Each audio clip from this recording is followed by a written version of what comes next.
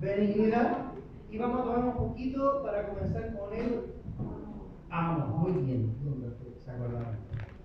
Entonces, quise terminar esta serie con Santa Cena, porque es muy importante ambas cosas, la benignidad y el amor, porque se van a dar cuenta que ambas van de la mano, muy cercanas cada una de la otra. Entonces se fijan acá, nosotros tenemos estos dos candelabros, ¿cierto? Se les conoce como la menorá, ¿cierto? Estas cositas que pareciera ser, son entes de decoración, sí es cierto, pero tienen un significado muy importante. Si usted lo sabía. ¿Por qué? Porque, si usted se da cuenta, marca una simetría. La simetría del uno con el otro, ¿cierto? Esto es un diseño de Dios. Es un diseño. Dios diseñó esto para su altar. Las medidas fueron hechas por el mismo Dios. Eso es absolutamente importante y sagrado. Nosotros lo vemos así como un ramo de flores, pero no es así, es sumamente importante. Y fíjese esto, marca ciclos importantes de tiempos. Marca ciclos importantes de tiempos. No voy a marcar cada uno de los ciclos que marca, pero sí les voy a dar un ejemplo de esto, es que marca lo que es la simetría. Es decir, así como comienza, así también termina. De hecho, el libro de Eclesiastés, Salomón, hablando en este libro, en el capítulo 1, en el verso 9, él dice, ¿qué es lo que fue? Lo mismo que será. ¿Qué es lo que ha sido hecho? Lo mismo que se hará. Y nada es nuevo debajo del sol. ¿Hay algo de que se puede decir, he aquí, esto es nuevo? Ya fue en los siglos que nos han predecido. Y esto deja una enseñanza que es la que hoy día quiero compartir con ustedes para finalizar este tiempo de la benignidad y comenzar con el amor.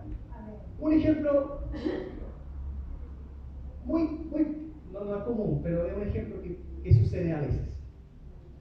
Cuando uno nace sin dientes, usando pañal y dependiendo de otros.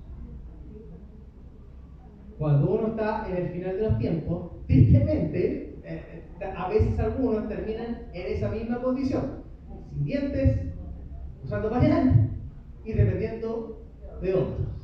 Un ciclo, una simétrica entre un tiempo y el otro tiempo. No sé si se entendió el ejemplo a lo que quiero llegar. Esto lo voy a hacer bíblico por si acaso, para que no se vayan a complicar todo. En la Biblia, la simetría de los tiempos también es así. Si yo les pregunto a ustedes, ¿cuál fue o más bien, ¿cuáles van a ser las dos preguntas que el Señor nos va a hacer en el juicio final? Yo sé que nadie me podría responder eso con tanta certeza, pero si entendemos la simetría, podemos entender que las dos preguntas finales que el Señor nos va a hacer a cada uno de nosotros en el juicio final, en el tribunal de Cristo, van a ser las dos primeras preguntas que Él hizo en el principio de la humanidad. Yo le pregunto a la iglesia, ¿cuáles fueron las dos primeras preguntas que Dios le hizo a la humanidad? Las preguntas. ¿Qué le dijo el Señor a Adán cuando había pecado? ¿Dónde estás?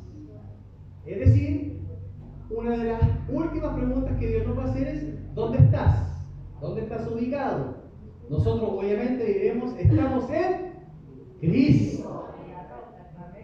No tenemos problema. Pero la segunda pregunta que Dios le hace a la humanidad es, ¿dónde está tu hermano? ¿Se acuerdan, no? Las preguntas, no estoy diciendo las conversaciones, después hay una conversación, pero las dos preguntas primeras que Dios hace es, ¿Dónde estás? ¿Y dónde está tu hermano? ¿Se dio cuenta de algo? Entonces, para ayudarnos un poquito con esta enseñanza, quiero que vayamos al libro de Mateo, capítulo 24. Vamos a Mateo 20. Ya sabemos dónde vamos, ¿cierto? Y bueno. El libro de Mateo, el capítulo 24, habla de las señales antes del fin, ¿cierto? Y el versículo 3, cuando parte el Señor hablando sobre esto, Él dice: y estando Él sentado en el monte de los olivos, los discípulos se le acercaron aparte diciendo: dinos, ¿cuándo serán estas cosas? ¿Y qué señal habrá de tu venida y del fin del siglo? Entonces, no sabemos cuándo será la hora, ni el día, ni el momento en que el Señor vendrá, ¿cierto? Ni Jesús sabía, Él dijo: ni siquiera yo sé, solo mi Padre es el que sabe. Pero hay señales que nos pueden ayudar para saber cuándo serán estos tiempos finales.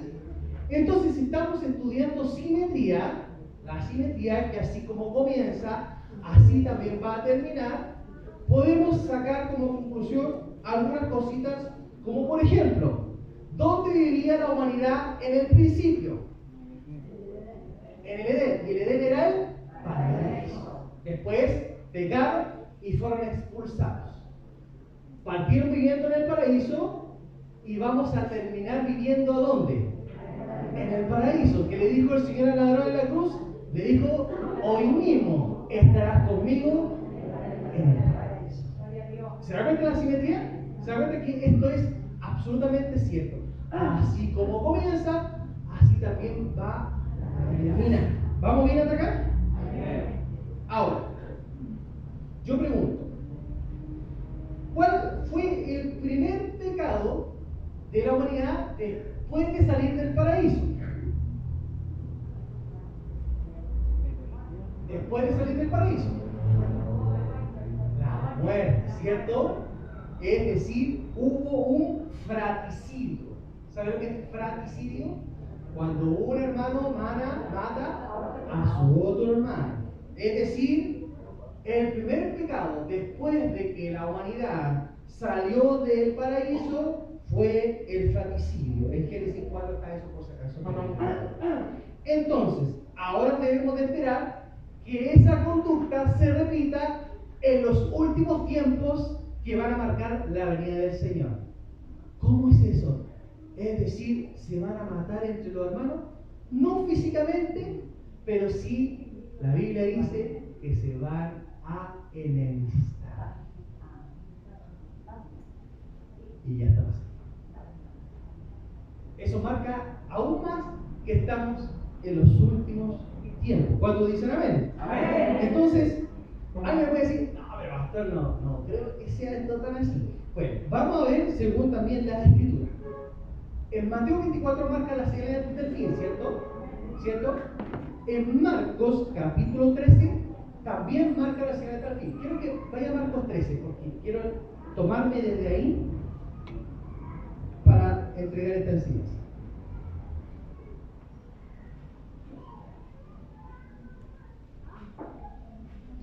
En Marcos 13,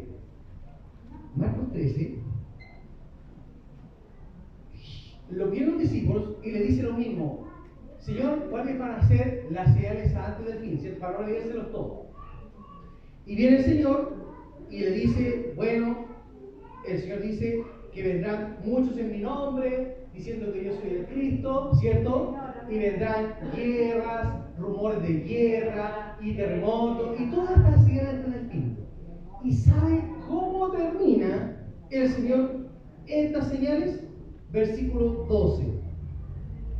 Y el hermano entregará a la muerte al hermano, y el padre al hijo, y se levantarán los hijos contra los padres y los matarán, y seréis aborrecidos de todos por causa de mi nombre, mas el que persevere hasta el fin, este será salvo. Ahí termina la señal del fin. ¿Cuál es la última señal que muestra el Señor? Que el hermano entregará a la muerte al hermano. Pastor, parece que es verdad. Pero si no me creen, Vamos a ver otro versículo más. Mire, ¿ha estudiado ha leído el libro de Apocalipsis que menciona las iglesias? ¿Sabe cuántas iglesias son?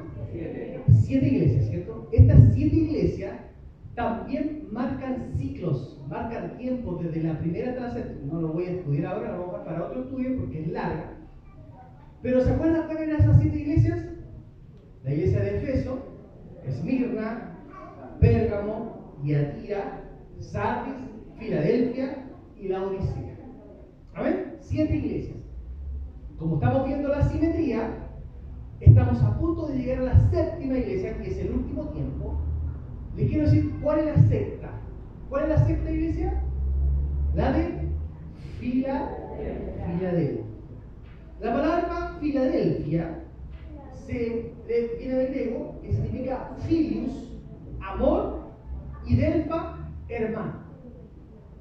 Miren, filius, amor, delfa, hermano. De ahí viene la palabra Filadelfia. Es decir, es la iglesia del amor fraternal.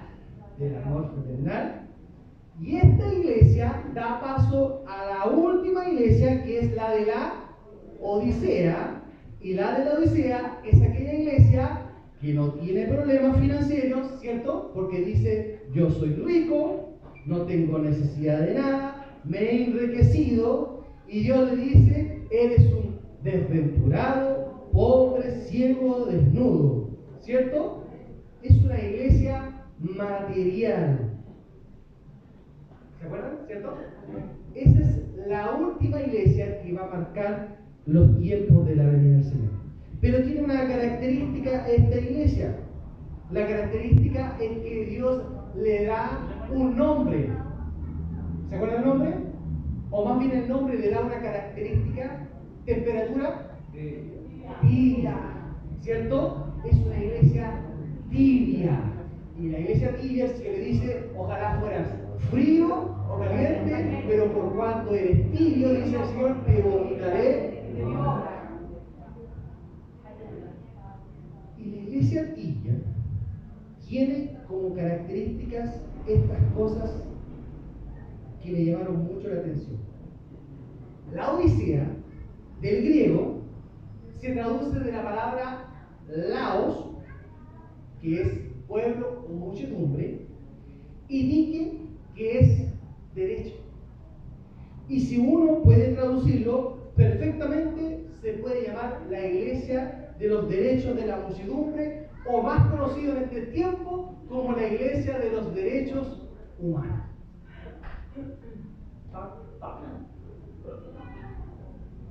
¡Wow! ¿Se dio cuenta, no? Entonces, entendiendo esto, esta iglesia va a ser una iglesia ajustada no por las escrituras, sino más bien una iglesia ajustada por los derechos humanos, o más bien por lo que el pueblo o la sociedad o esta cultura es lo que quiere, aceptando los pensamientos de todos, las filosofías de todos, los humanismos de todos. Y les quiero decir algo, esto es bajo mi propia opinión. Yo soy dueño de esta opinión. Estamos entrando a esta iglesia. Por eso el domingo pasado, ¿se acuerda el mensaje? Que si bien de cierto decía que no nos estanquemos, decía que no transemos, no negociemos nuestros principios, mis hermanos amados. Nuestros principios son fundamentales para estar firmes en la roca de Jesucristo. Nuestros principios no se transan, no se negocian por ninguna cosa, mis hermanos amados. Si la Biblia dice que es así, así es, aún seamos anticuados, aún seamos religiosos, aún seamos legalistas, lo que nos quieran decir, mis hermanos, esto no se transa. Si lo transamos, estaremos permitiendo que los derechos humanos comiencen a regir nuestra forma de vivir. ¿Me explico hasta acá? ¿Vamos bien hasta acá? ¿Sí, amén? Amén. Amén. Entonces, mis hermanos, como esta iglesia que está entrando está muy cerca, es decir, todavía queda algo de la sexta iglesia, y la sexta iglesia era del amor fraternal, del amor fraternal. Por ende, mis hermanos amados, mi labor como pastor de esta iglesia, como ministro del Dios Altísimo, es ministrar la palabra correctamente y luchar y perseverar por la unidad del cuerpo. Amén. ¿Cuántos desean la unidad del cuerpo? Amén. ¿Y esto por qué se los digo, mis hermanos amados? Porque debemos de cuidarnos en esta época donde las relaciones se empiezan a dañar. ¿Y por qué se daña? Y aquí terminamos benignidad. Porque la máxima expresión para con aquellos que nos hacen mal, ¿cuál era? El perdón no existe entre nosotros. No perdonamos. Somos orgullosos. Somos rencorosos, mis hermanos. Y es por eso es que empieza a entrar la última iglesia, el último tiempo, en donde mejor son los derechos humanos, y los derechos humanos le dicen, si esa persona te hace un daño, tú hazle la cruz. Pero el principio me dice de que si alguien a mí me hace un mal, yo a ese que me hace un mal, le devuelvo por ti. ¿Cierto? Y la máxima expresión de la benignidad para con aquellos que nos hacen bien es la gratitud. Entonces, no olvidemos esto, por favor. Seamos perdonadores y seamos agradecidos del que está al lado suyo, de aquel que le hizo un pan con huevo. Sea agradecido porque fue un pan con huevo que usted no se lo hizo. Seamos agradecidos. A mi hermano le hicieron pan con huevo. Amén. Amén. Cerramos benignidad con eso. Entramos a la moral. Ya sabemos todo lo que vamos, ¿cierto? Amén. Debemos de cuidar que el amor fraternal dentro de la iglesia no se pierda.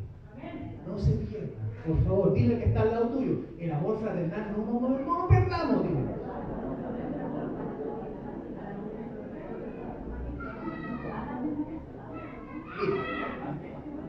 El libro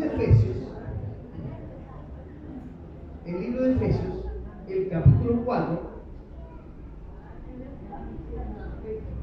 Efesios 4.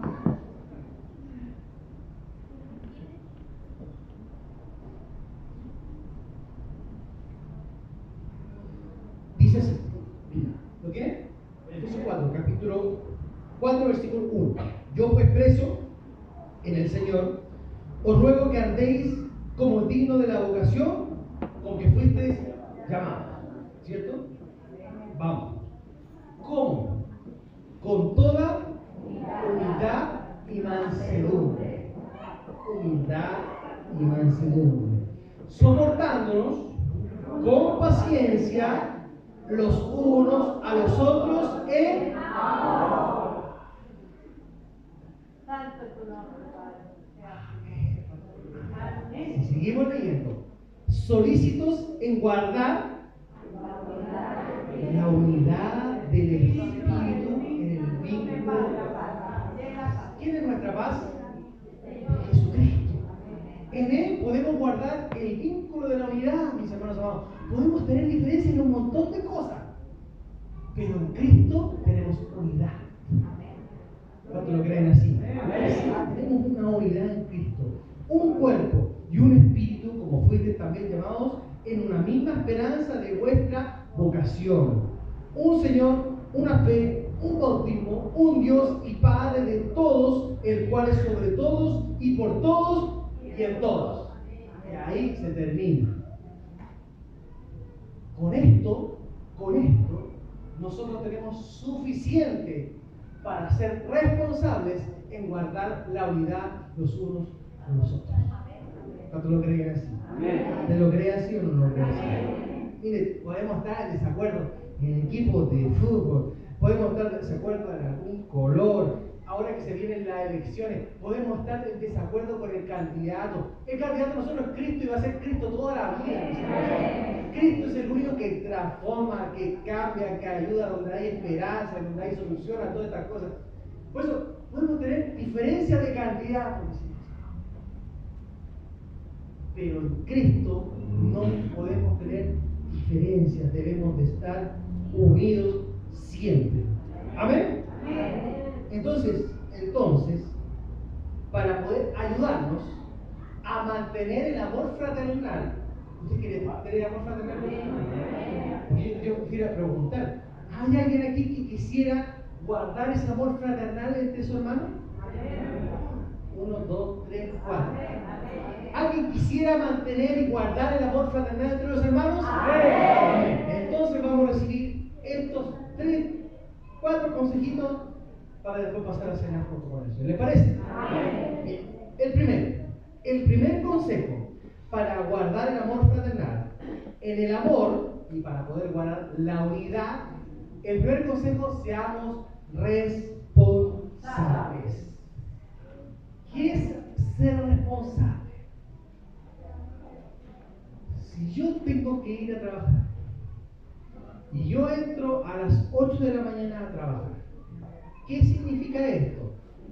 Que tengo que levantarme a una hora X para poder bañarme, vestirme, tomar desayuno, si que tomo desayuno, tomar la locomoción, saber que la locomoción a esa hora se demora cierto tiempo, a cierto tramo, para poder lograr llegar a esa hora, ojalá 5 minutos por lo menos antes, a mi labor, mi responsabilidad, a ese trabajo. ¿Se entendió? Entonces lo que está diciendo es que debemos de hacer, cumplir, llevar ciertas cosas para poder ser responsables con eso, para poder llevar una vida en donde puedan mantener el amor fraternal. Debo de ser también responsable en algunas cosas, como por ejemplo, la Biblia nos menciona muchos ejemplos más, pero yo voy a leer solamente uno para no leerles toda la Biblia, ¿cierto? ¿O quiere que le lea toda la Biblia? Romanos 14. Romanos 14. Me dio calor, pero el abrigo está tan lindo que no me gusta sacar. Romanos 14, desde el verso 1, dice así: recibid al débil en la fe, pero no para contender sobre opiniones. No estamos para contender, para pelear, para discutir. Seamos responsables en esto, por favor, iglesia. Porque uno cree que se ha de comer de un modo, otro que es débil como legumbres. El que come no menosprecia al que no come, y el que no come no juzgue al que come, porque Dios le ha recibido. Sigue diciendo: ¿tú quién eres que juzgas al criado ajeno? Para su propio Señor está en pie o cae, pero estará firme, porque poderoso es el Señor para hacerle estar firme. Y sigue diciendo: uno hace diferencias entre día y día, otros juzgan día y día, uno es sábado, y otros juzgan iguales todos los días. Cada uno esté plenamente convencido en su propia mente de lo que ha recibido de parte del Señor. El que hace caso del día lo hace para el Señor, y el que no hace caso del día para el Señor no lo hace. El que come para el Señor come, pero da gracias a Dios. Y el que no come para el Señor no come y da gracias a Dios. Porque ninguno de nosotros vive para sí y ninguno muere para sí. Pues si vivimos, para el Señor vivimos, y si morimos, para el Señor morimos. Así pues, sea que vivamos o muramos, del Señor Señor somos. Amén. Gloria a Dios, aleluya. ¿Quién no importa lo que el otro hermano hace? ¿Cierto? ¿Para qué? Y sigue diciendo, miren, el 9, porque Cristo para esto murió y resucitó y volvió a vivir para ser Señor así de los muertos como de los que viven. Pero tú, ¿por qué juzgas a tu hermano? O tú también, ¿por qué menosprecias a tu hermano? Porque todos compadeceremos antes del tribunal de Cristo. A todos nos van a preguntar, ¿dónde está tu hermano? Ese con el que está enojado. ¿Te acuerdas con el que está enojado, no? Ese te va a decir, Señor, ¿dónde está ese hermano? Y vamos a tener que compadecer. Porque escrito está, vivo yo, dice el Señor, que ante mí se doblará toda rodilla y toda lengua confesará a Dios, de manera que cada uno de nosotros dará a Dios cuenta de sí. Amén. Amén. El 13, el último. Así que ya no juzguemos más los unos a los otros, sino más bien decidir no poner tropiezo u ocasión de caer al hermano. Seamos responsables por esto. Por favor, seamos responsables en amor. Si realmente amamos al hermano, seamos responsables en esto. ¿Amén? Segundo, no seamos rencorosos. ¿Sabe? Uno de los problemas más grandes dentro de la iglesia evangélica es que somos rencorosos. Guardamos cosas de hace más de 40 años. Y el Señor dice en su palabra, Él dice que Él hace todas las cosas nuevas. Él dice en su palabra, no os acordéis de las cosas pasadas, ni traigáis a memoria las cosas antiguas. He aquí que yo hago cosas nuevas. Yo le pregunto a la iglesia del Señor, cuando el Señor nos rescató, ¿a cuántos rescató el Señor? Levántame la mano al que rescató el Señor. ¿A cuántos perdonó el Señor? Levántame la mano. Ahora yo te pregunto, ¿a cuántos de los que están aquí el Señor le ha dicho, acuérdate de lo que hacías antes? ¿Te acordás de dónde te saqué? ¿Te acordás de esto? ¿Te acordás que tú hacías esto? ¿Te acordás que tú hacías esto otro? ¿Te acordás que hacías de aquí? El Señor no refiere el pasado. El Señor perdona, olvida. ¿Por qué? Porque Él hace todo nuevo. Nosotros igual, para poder mantener la unidad fraternal, el amor fraternal entre los hermanos, no seamos rencorosos. Perdonemos, olvidemos y dejemos que el Señor haga todo nuevo. ¿Cuánto le creen al Señor? Amén. Sí, yo creo que el Señor lo hace todo nuevo. ¿Amén? Amén. Tercero, seamos cuidadosos. Seamos cuidadosos. ¿Por qué le digo seamos cuidadosos? Porque la Biblia dice en Mateo 18, la Biblia dice en Mateo 18, en el verso 1, dice: en aquel tiempo los discípulos vinieron a Jesús diciendo, ¿quién es el mayor en el reino de los cielos? Y llamando a Jesús a un niño, lo puso en medio de ellos y dijo: de cierto os digo, que si no os volvéis y os hacéis como niños, no entraréis en el reino de los cielos. Así que cualquiera que se humille como este niño es el mejor, es el mayor mejor en el reino de los cielos. Y cualquiera que reciba en mi nombre a un niño como este, a mí me recibe. Cuando habla de los niños, ¿a quién se está refiriendo? ¿Quiénes son sus niños? Gloria. Nosotros somos sus niños, nosotros somos sus hijos, sus guaguas, sus bebés desordenados y todo lo demás. Se está refiriendo a nosotros. ¿Sabe por qué? Porque si sigue leyendo el texto, el versículo 6 dice: Y cualquiera que haga tropezar a alguno de estos pequeños que creen en mí, mejor le fuera que se colgase al cuello una piedra de molino de asno y que se le hundiese en lo profundo del mar. ¡Ay del mundo por los tropiezos! Porque es necesario que vengan tropiezos, pero hay de aquel hombre por quien viene el tropiezo. Seamos cuidadosos de lo que hoy día estaba en la escuela dominical y una hermana me dice que, no voy a decir lo que me dijo, pero le hizo un comentario tan resultante que yo digo, pero ¿cómo no? Hay que pensar lo que uno va a decir. Yo sé que ninguno tiene una mala intención, pero de repente uno tiene que pensar lo que va a decir, razonar que si está generando un daño o no a la otra persona. Por eso es que la Biblia dice que el que frena la lengua es sabio. Es sabio. Hay que analizar, pensar. A mí siempre me decían, es que tú me hablas y tenés que reclamar. ¿Sabe por qué no reclamaba ni hablaba? Porque gracias al Señor me ha dado sabiduría de poder entender y comprender antes de hablar.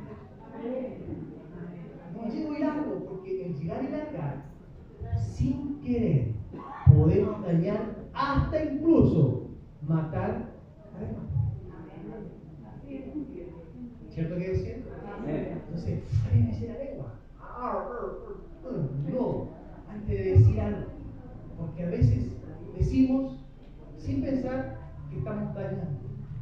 Entonces, en esto seamos cuidadosos. ¿Amén? Amén. Para cuidar el amor fraternal entre nosotros. Lo último, para poder ser tranquila.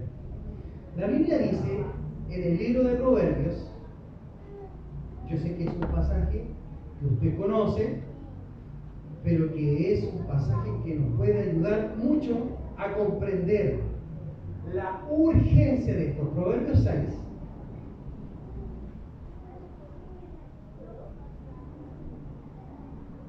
Proverbios 6. Dice así desde el 16. ¿Lo tiene? Proverbios 6 desde el 16. 16. Le voy a ver cómo parte. Seis cosas aborrece Jehová. ¿Lo ha escuchado? ¿Cierto? Mire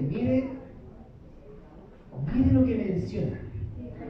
Usted puede decir, qué atrocidad, qué barbaridad, ¿cierto?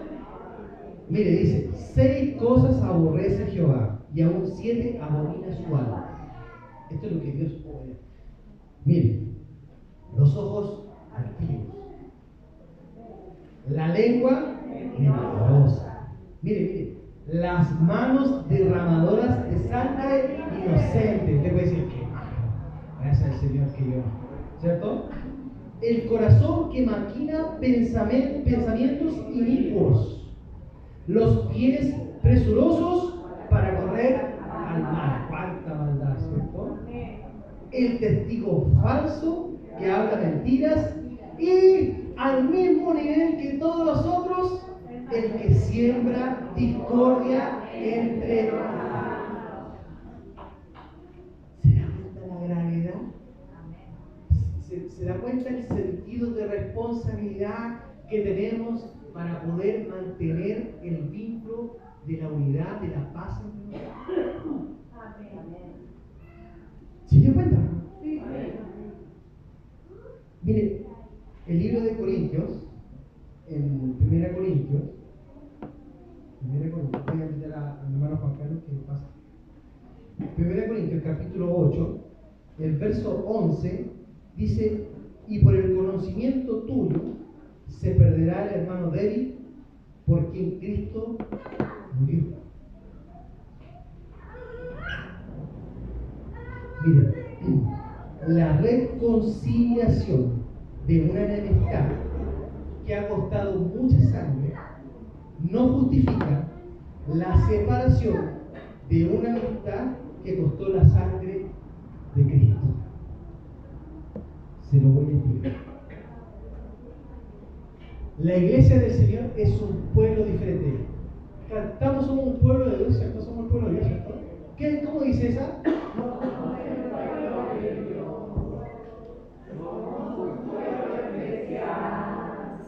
Ya está muy lindo, pero somos un pueblo especial. ¿Usted se cree eso, no? Dígame. Somos un pueblo especial. Somos el pueblo de Dios, el pueblo del Todopoderoso, el soberano, el Rey de Reyes, el creador del universo, del cielo, de la tierra, del mar, de todo. ¿Cómo no vamos a ser especiales? Claro que somos especiales, mis hermanos. No somos una organización. ¿Saben? La organización, la armonía, la unidad, el vínculo de la unidad en una organización es un plus. Es un plus. Si usted tiene su trabajo secular, usted va ¿a qué? No a dormir. A trabajar. Usted va a trabajar ese trabajo. Si dentro de ese trabajo secular usted puede generar lazos de amistad y puede decir, oye, juega un partido después del trabajo y después de ese partido hacen un asadito y todo eso, si usted puede hacer eso dentro de su trabajo, excelente. Macanú, como dice la maravilloso. ¿Por qué? Porque es una organización y la organización, la única finalidad que tiene es cumplir con la meta del empleador, que es la empresa donde está trabajando. Pero la iglesia no es una organización. La iglesia es un organismo. Organismo, mis hermanos amados. Yo le pregunto, ¿cómo puedo hacer el ojo sin la oreja, o la oreja sin el corazón, o el corazón sin los pies? ¿Alguien me puede decir qué pueden hacer? Nada. Por ende, hermanos amados, la unidad en la iglesia no es una opción. Es vital.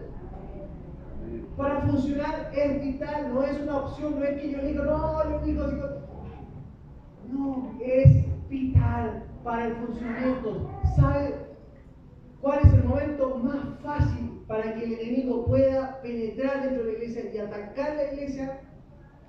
Es cuando la iglesia está desunida.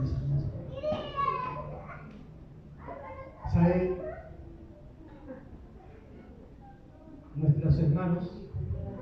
Nuestros hermanos de la iglesia primitiva, usted sabe que cuando ellos se juntaban, ellos, al igual que nosotros, necesitaban mantener ese amor fraternal. Y ellos se juntaban en cavernas, a escondidas, porque los perseguían los romanos. ¿Y saben cómo lo hacían para saber que estaban reunidos en cierto lugar? Venía uno y hacía un arco.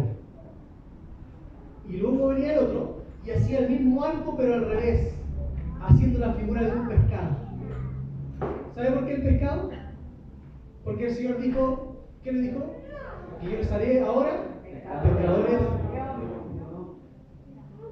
Y iban y se juntaban y adoraban al Señor despacito, porque los podían pillar.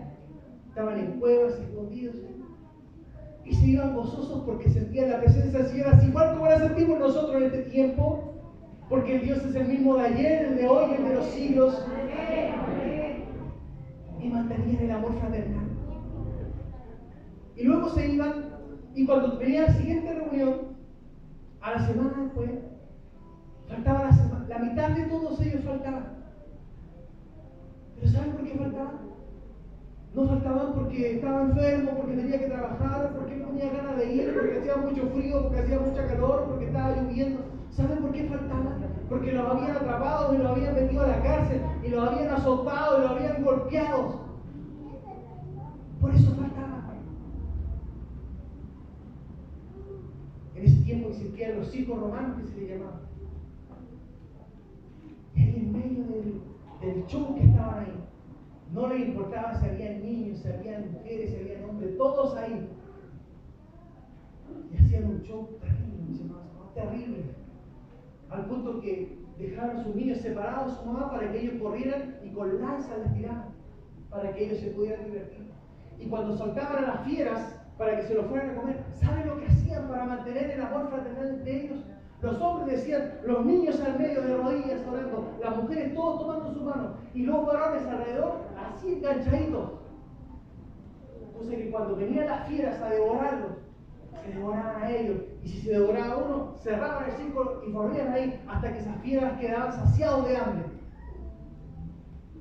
Esas vidas que quedaron, mis hermanos amados, son aquellas que escribieron esta escritura que hoy nosotros tenemos para poder mantener este amor fraternal, mis hermanos amados. No podemos tomar esto a la ligera, mis hermanos amados. No podemos tomar esto de manera tan sencilla, porque hubo gente que dio su vida, hermanos nuestros, en los tiempos antiguos, que dio su vida para que el amor fraternal se perdiera. Hoy día yo no puedo romper ese amor fraternal porque alguien no me vio, no me saludó, mis hermanos amados. Nosotros debemos de mantenernos firmes en la Escritura y entender que no podemos estar desunidos, más bien tenemos que estar más unidos que nunca para que ese amor fraternal no se pierda jamás. Y si se está perdiendo al otro lado, mis hermanos amados, porque esa iglesia de la Odisea ya comenzó. En otras iglesias los principios son los derechos humanos y permiten cada calamidad, cada cosa permiten, mis hermanos amados. Ya está sucediendo en otras iglesias, pero no importa. En este lugar, aunque nos tengamos que ir presos, mis hermanos, vamos a perseverar en lo que su escritura dice.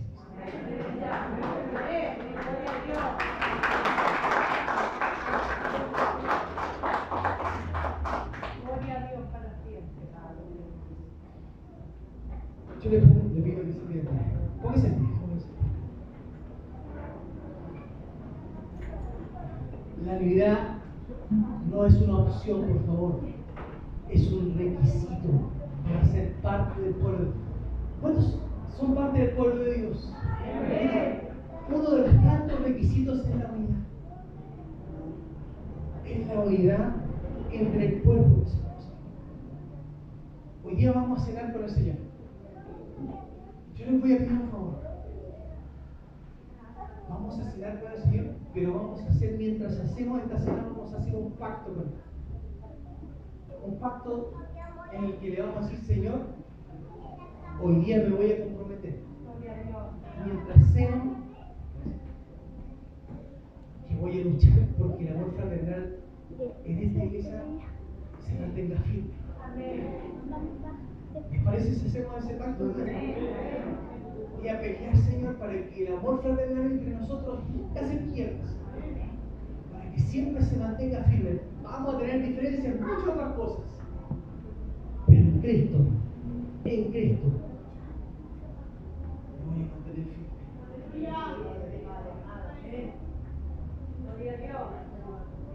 En otros tiempos, bueno, la Biblia dice en realidad, en 1 Corintios, cuando habla de la Santa Cena, dice, de manera que cualquiera que comiera este pan o bebiera esta copa del Señor, indignamente será culpado del cuerpo y de la sangre del Señor. Por tanto, pruébese cada uno a sí mismo y coma así del pan y beba de la copa. Porque el que come y bebe indignamente, sin discernir el cuerpo del Señor, y se come y bebe para sí. ¿Se da cuenta? Sin discernir el cuerpo del Señor. ¿Cuál es el cuerpo del Señor? La iglesia. Sin discernir cuál es la importancia de la iglesia. La importancia de la iglesia es que el amor fraternal no se pierda. Por eso no podemos comer indignamente. Por eso que antes se daba un tiempo para que los que estaban enojados con otros pudieran ir y se reconciliaran, ¿cierto? Y a veces había filas enormes para poder abrazar, hermano. Y a veces había gente que esperaba este momento porque había estado enojado todo el tiempo, pero cuando llegaban a cenar al Señor era el momento de reconciliarse. ¿Para qué esperar eso? ¿Cierto? ¿Para qué esperar eso? ¿Vamos a cenar con el Señor? Y nos sintiéndole decir, Señor, yo hoy día me comprometo delante de ti, en su Gloria a intimidad, Dios, Señor Jesús. a que voy a luchar, así como esos hombres que se enganchaban así, para que la unidad no se pierda, Amén. para que el amor fraternal no se pierda. ¿Cuánto quisieron decir? Amén. Vamos a adorar al Señor con alabanza para prepararnos para ese momento. Si hay alguien que quiere abrazar a alguien, hágalo, es el momento. Nadie le va a criticar, nadie le va a juzgar, nadie va a decir, tú estás enojado con él. No, nadie. Simplemente salga y abrace a alguien que usted quiere mucho, alguien que usted ama mucho, alguien a quien usted necesita pedirle perdón o necesita decirle gracias. Aprovecha este momento. Vamos a cenar con el Señor. Ve ahí está abrazando la mano, creo que la cara cantaba. No, por favor. Es hora de hacer. Vaya,